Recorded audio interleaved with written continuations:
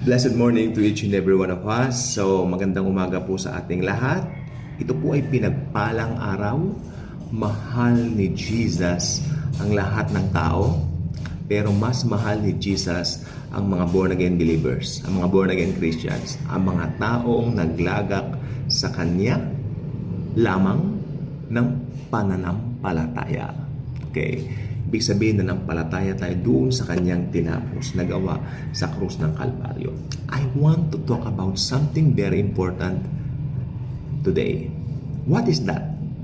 It's about knowing the truth. Knowing kung sino yung nakatira sa atin. Okay? So open your Bibles with me. If you have your Bibles with you, open it with me dito sa Philippians chapter 3. Okay? Philippians chapter 3 verses 7 to 10. Meron po tayong tatlong talata. Okay? Verses 7 to 10. Let's read it. But everything that was a gain to me, I have considered to be a loss because of Christ. More than that, I also consider everything to be a loss in view of the surpassing value of knowing Christ Jesus, my Lord. Because of Him, I have suffered the loss of all things and consider them as dung, so that I may gain Christ. Pakaganda. And be found in Him. Ito po yung pinakamatinik dito, pinakamalupit. And be found in Him, not having a righteousness of my own from the law, but one that is through faith in Christ, the righteousness from God based on faith.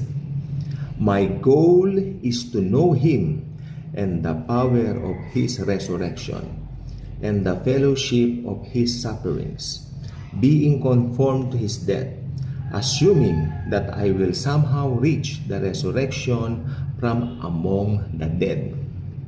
Doctrinal, maybe, yes. Pero kung babasahin mong mabuti from 7 to 9 lamang, doon ka lang sa 7 to 9, it's about the importance of knowing Christ Jesus our Lord.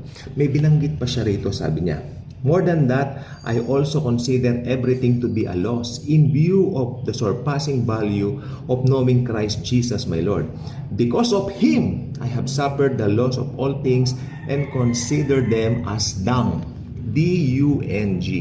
Alam niyo bang ibig sabihin nung dung? D-U-N-G. Dumi ng tao. Kung isasalin mo to doon sa Griego, na talagang ibig sabihin niyan, dumi ng tao. Lahat ng mga na-achieve mo sa mundo, dumi lamang yan. Kumbaga, letter W, gawin mong T, A, E. O, ayaw ko na sabihin dito. Letter T, A, E. Lahat ng achievements ng tao, maging siya man na maging pinakamayaman sa mundo, ito ay letter W. W. T, A, E. Di ba W, tapos gawin mong letter T yung sa W, yung gitna A, E. Marami kang tropeo, W lang po yan. Marami kang narating, yes, W lamang yan. W yan kung wala si Jesus sa buhay mo. Actually, if we are only a keen observers, marami pong mga tao ang great achiever sa mundong ito na hindi nakakakilala kay Kristo. Hindi nila kilala ang Panginoon. Amen? But, hindi naman natin sila ginadjudge. Baka sabihin ng ibang pure grace preacher dyan na, uy, nag-judge ka. No, hindi rin po masamang sabihin yung katotohanan ng estado nila. Ganun po talaga sila. Sapagkat binabanggit na ng Biblia ang estado ng isang hindi mananampalataya ay hindi maliligtas. But we're not judging them. Instead, we are praying for them. Pero magkaroon lang po tayo ng comparison. Bilang mga believers, tayo ay mga mananagumpay. We are more than conquerors. We are saved, eternally saved. Osas, once saved, always saved. Hindi mawawala ang kaligtasan sapagkat ang kaligtasan ay hawak ng Panginoon. Knowing this truth, if you know this truth, malaya ka. laging maganda ang gising mo, alam mo ang Panginoon, hindi ka iiwan ni pababayaan kahit kailan. Confident ka ba sa relasyon mo sa Diyos? Or should I say, bawat araw ba pagising mo, alam mo na hindi ka iiwanan ni Jesus sa buong maghapon. Actually, ang totoo, ever since na born again tayo, kailanman walang pag-iwan na magaganap. Jesus will never, ever leave us nor forsake us. I love this app. Gusto ko tong app na ito ng TikTok. Tutuwa po ako. Kaya pansinin nyo, bakit may salamin pa sa taas? May salamin pa dito sa mata ko. O syempre, para di makita, si Kalbo. O, di ba? So, yun lang pong gusto ko pong sabihin. Ang Panginoong Jesus, kung siya po ay nasa'yo, ikaw ay mananagumpay. Tingnan mo si Pablo. Sino ba si Pablo? Si Pablo ay nag-aral sa paanan ni Gamaliel. When you say Gamaliel, siya po ang pinaka-greatest preacher ng law sa Israel during that time. During ng panahon ni Pablo. Amen? Siya po ay scholar ni Gamaliel. Sikat na, kumbaga, pinagkukunan ng kaalaman sa buong bansang Israel during that time, nung panahon ni Paul. Saulo pa lang siya noon. Pero nung tawagin siya ng Panginoong Jesus on his road to Damascus, nagbago ang lahat sa kanyang buhay. Sapagkat simula noon, kanyang napagtanto na si Kristo lang ang kanyang kailangan. Wala nang iba pa. Pag nasa kanya na si Jesus, therefore, He has everything. If you know Jesus, you have everything. If we have Jesus, we have everything. Walang dapat katakutan.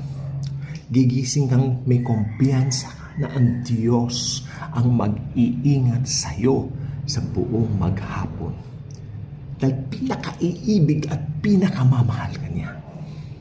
Nag-iingat ng ating salvation, nag-iingat ng ating mga finances, nag-iingat ng ating health, wealth, kalusugan, at kung anik-anik pa. Pag si Jesus ang dinampana mo sa buong kabuhayan mo, check na check ang negosyo mo, papatok sa takilya. Di ba? So, ano man dapat ikatakot? If you will just focus on the Word of God dito sa Bible, especially mga salita ni Christ, do not fear, do not fear, do not fear. Alam niyo ba, 365 times in the whole New Testament, in the whole Bible actually, it was being said. Ulit-ulit, don't worry, do not fear. 365 times. And why? Because yung bigote ko. Why? Because each day, may sinasabi si Jesus sa atin, huwag kang matakot. Mahal kita, anak. Hindi kita pababayaan. Iiwan man. Ganyan ang pag-ibig ng Diyos sa atin na kanyang ibinigay ng isugo niya si Jesus upang mamatay sa krus ng Kalbaryo. Okay, salvation. Ibinigay ang salvation sa atin. Pero, kasama rin doon ang kayamanan, kalusugan, kapayapaan ng kalooban at ng kaisipan.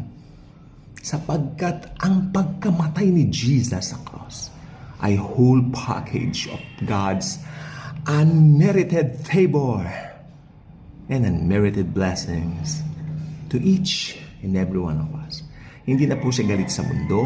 Ipagsigawan natin, since tayo mga ambasador ni Kristo sa lupa, ipagsigawan natin sa buong mundo na hindi nagalit ang Diyos sa buong mundo at inaanyayahan niya silang lahat na tanggapin at sampalatayanan ang ginawa ng kanyang bugtong na anak na si Jesus doon sa krus ng Kalbaryo 2,000 years ago, at sila ay magkakaroon, tulad na sinasabi ng Biblia, ng aklat na ito, ng buhay na walang hanggan. Marami pong salamat sa inyong pagsama at panonood sa ating pong vlog ngayon dito po sa ating Jasper John Richards vlog. Thank you very, very much po. At ang Panginoong Jesus ang siyang nalalaman ko. Huwag mo sabihin, naway pagpalain ka, naway. No, wala na pong naway. Pinagpala na po tayo. Mahal tayo ni Jesus. Hallelujah.